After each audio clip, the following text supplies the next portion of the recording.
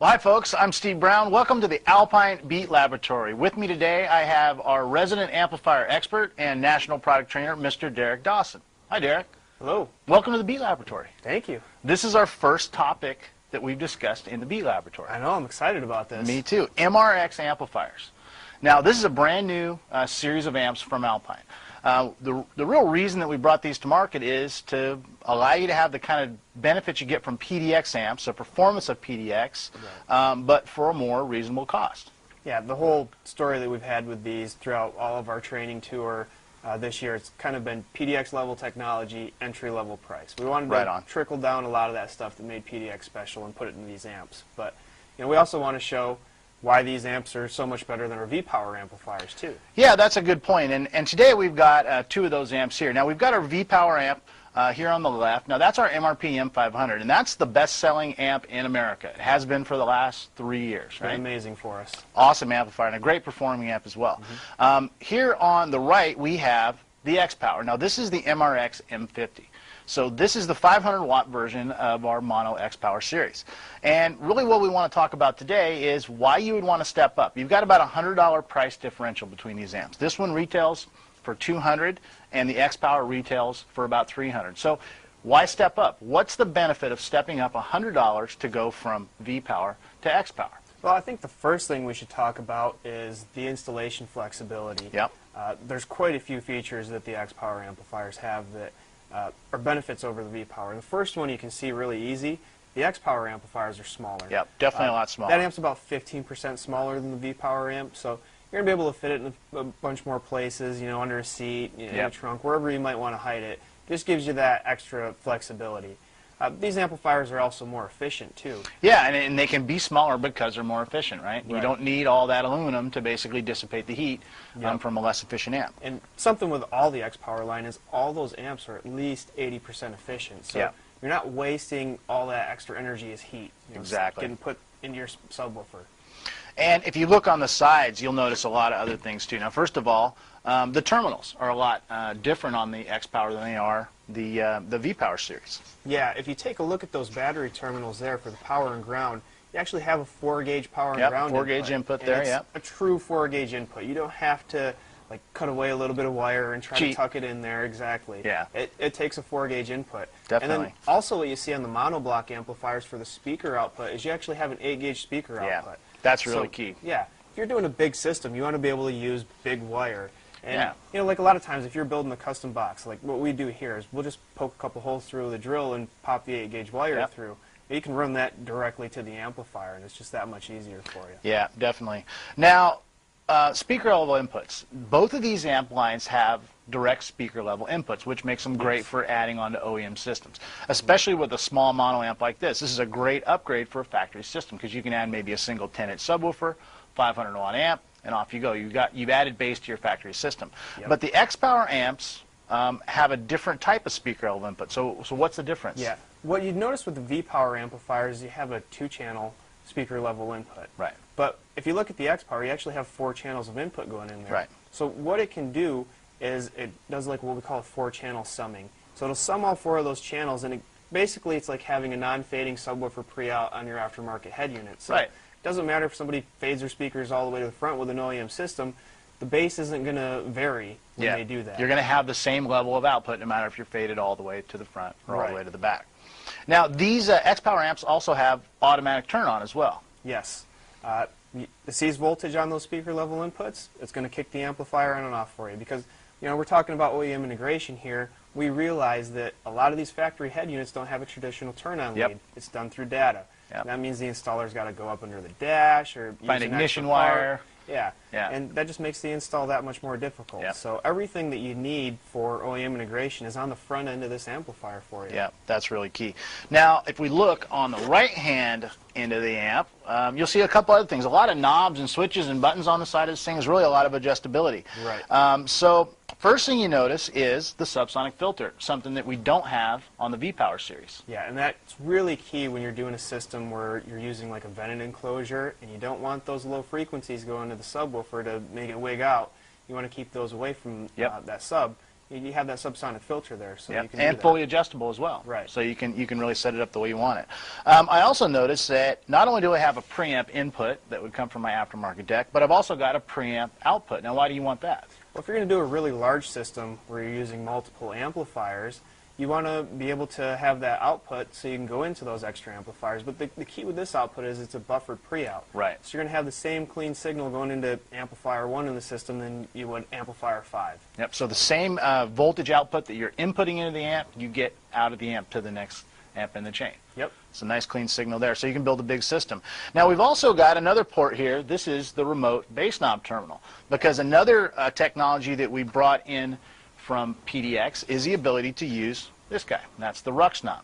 Right. So now I can basically plug this Rux knob directly into the side of the amp and have full control over the level of my bass. Yeah, and what's nice with that too is if you're doing that large system like we were just talking about, that one knob can control up to 10 X-Power amplifiers. Yep. It just uses an RJ11 straight splitter, which is it's a phone cable, basically. Phone cable part that you can find at any electronics sort of store. That's great. And this thing gives you full attenuation. So really 20 dB of attenuation. So with this thing all the way down, your bass is essentially off, and with it all the way up, you're at full output. And that's great with an OEM system as well, because with an OEM system, you have no way to control your sub-level, so adding one of these gives you full control over your bass, so you can get it blended with the rest of the system. Yep. Yeah, very cool. Cool stuff. So that kind of covers the outside of the amp, you know, the stuff that you see on the outside. But as we know, with X-Power, we adopted a lot of the PDX level technologies into our X-Power series, and that really gives them great digital amplifier performance. I guess one of the ways you can tell right off the bat the performance is right here. This is something, again, that we do with PDX is our verification certificate. Right. And what you'll notice with these verification certificates is these amps are typically underrated about 10 to 20%. Like if we take a look at this particular one here, 553 actual watts, and we're looking at an M50, which should be a 500 watt amplifier. Right. So that's a significant increase of what you'd expect to be getting. Definitely. You can see that this particular amp, it's got the serial number of the amp on it. So not only do you know that the amp's been tested off the line, but you see exactly what your amp is making power-wise. That's cool. Now, let's talk about thermal reduction, because in any kind of situation, especially with a sub-amp, the thing's working hard, right? If you got a trunk where it's hot outside, you're driving a tough 2-ohm subwoofer load, you know, the amp is prone to going into thermal protection. So what does the X-Power do to combat that? Well, there's a lot of amplifiers out there that say that they can play all day long and they'll scale back their output and things like that. X-Power is unique in that a typical amplifier just has a sort of one-step back system where it's a 6 dB drop. Right. What X-Power does is a two-tier sort of system where with the monoblock amplifiers, say, if there was a thermal issue or a voltage issue or like a heat issue, basically what would happen is it would scale back 2.5 dB and then it would go to 4.5. So it's not like just a 6 dB drop, because a 6 dB drop is really obvious. You can really hear that. Yeah, it's a big difference. That. Yeah. But like a 2.5 dB drop, you saw that verification certificate. These amps are already underrated, so you're getting more than what you're expecting. Right. So at worst, you're going to probably scale back to the output of what the amp should be. Right. So you're always really getting more performance than you paid for, even in a tough thermal condition. Yeah. Now, one of the big benefits of PDX is what we call global modulation. And that really dictates the performance of the amp. And it's what allows PDX to be really the best sounding digital amplifier on the planet made today. And X-Power does global modulation as well. Can you explain what that really means? Well, digital amplifiers are different from AB in that they're switching, so it goes on, off, on, off. Whereas an AB amplifier is more like a dimmer switch, where it goes almost all the way off, but back on. And what happens since the amplifier goes off is it has to compare the signal that goes into the amplifier to the signal going out of it to make sure that it's the same clean signal. Right, because that digital amplification process naturally creates some errors. So the feedback process, what it does is it compares the output to the input, so it can make sure the output looks the same as the input did, only bigger. Yeah, and what typical digital amplifiers do is they compare the signal once, call it good enough, and then it gets spit out of the amplifier. What the X-Power amplifiers do is it doesn't just compare the signal that one time, but it compares it again before it leaves the amplifier to make sure that it's the same clean signal that went in, is the signal going So out. it checks it twice. Right. And the real benefit there is, if you look at the specs, especially these two amps here, you got the M50 and the M500. Let's look at frequency response. That's a good indicator of amp performance. Now the M500 goes from 20 hertz to 200 hertz. The X-Power amp, the M50, goes from 50 to 400 hertz. Big difference there. Actually, 5 to 400 hertz. So it's a big difference, right? It actually allows you to go play lower, the bass play lower, and even play up higher. So if you're using it even in a mid-bass application, you can use it. Signal to noise, another great indicator of amp performance. Now this is a big difference. The V-Power amp, about 75 dB signal to noise ratio. This is at rated power. The X-Power, 114.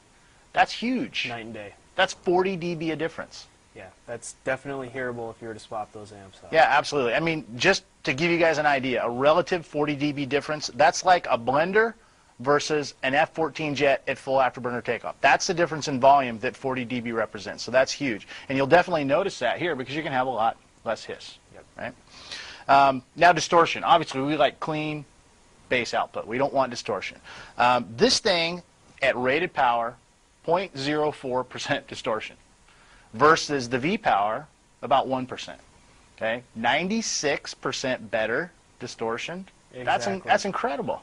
So you're taking America's favorite amplifier, Right, and you're making it that much better. Yeah, that's really key.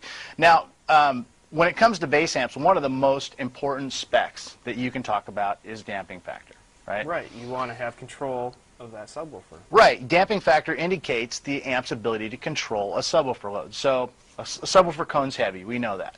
Anything that moves out, it's going to come back in, right? Because it's got suspension on it. It's like a big spring. So what happens is that subwoofer is hard to control. A lot of that weight that goes out to try to get it to come back in is difficult. Damping factor essentially indicates the amp's ability to do that, to control that woofer cone. The higher the damping factor, the more control, right? Yep. And these things have a lot more damping factor than the V-Power, right? Oh yeah, the damping factor with the new X-Power amps is 10 times more than what it was with the V-Power amplifiers. It's over 1,000 with the new X-Power amplifiers compared to about 110 with the V-Power M500. That's absolutely incredible. And again, that's something that you're really going to hear. The control, the clean, tight bass output, that's what you're really gonna notice. It really makes more of a difference with these digital amplifiers and even like a Class AB amplifier. Definitely. So really, I mean, it's pretty obvious. You can see a lot of reasons to step up that extra $100 to go from your V-Power to your X-Power line. Now, of course, this is not the only amp in the X-Power line. We've got two other models. Actually, one that's shipping now. That's the MRX M100, which is rated at 1,000 watts. And we've got a new one coming in August as well. Yeah, and that one's going to be fun. That one's going to be cool. Yeah, we got the M200, which will replace the MRP M2000, but it gives you all those X-Power benefits, so it's going to be a lot smaller. The power, the damping factor, the distortion. Everything we just talked about. Yep, the installation flexibility, but in a 2,000-watt RMS package. Yeah. That thing's going to be awesome. Can't wait to get that in the car. I hear you there. Yeah. Now, let's talk about full-range amplifiers. Two full-range amps in the MRX series as well. Obviously, the MRX F30. Yep. That's a 4-channel, 75 watt by 4 at 2 ohms. And probably my favorite amp in the series is the 5-channel. I think that one's my favorite too. Awesome. I mean, you got to love a 5-channel amp because it can do everything in the system. You know, 1 amp to install makes it easy. And this thing's got a lot of power. It's 75 by 4 and 300 watts by 1. And then for $400. We talked about how X-Power amplifiers were underrated too, so it's really more than that. Yeah. And you know, again, all the benefits, the low distortion, the high damping factor, the great signal noise, all works on the V60. And that size thing that we talked about with X-Power amplifiers, like we've seen the MRP M500, we've seen the X-Power M50 here. It's really just slightly tiny bit bigger than that X-Power amplifier. So and you're easy getting a full to fit under system a amp. seat, and then obviously, like you want to do OEM integration with something like that. Slide it under a seat. You've got those speaker level inputs, and what's really nice with the 5-channel amp too is with those speaker level inputs, you don't have to have 5 channels of input That's right. to get 5 channels of output. Yep. You can take a 2-channel full range signal into that amplifier and do all 5 of your speakers off of that. That's really, really key. Yeah. So really a lot of flexibility. You can take your OEM system and have a full sound system with one upgrade. Exactly. And say you have a vehicle where maybe it's a crossed over set of front speakers, but you still have that full range signal in the rear. You don't have to do any sort of summing or anything weird. Like that. Yeah. You use that full range signal in the rear, do your entire system off of that. You're not going to have fader controls, but you're setting up the amplifier anyways. You're probably not going to use that anyhow. That's so right. You have full control over everything with that. Well, that's great, Derek. I really appreciate you coming talking about the MRX series, and thanks for joining us in the Alpine Beat Laboratory.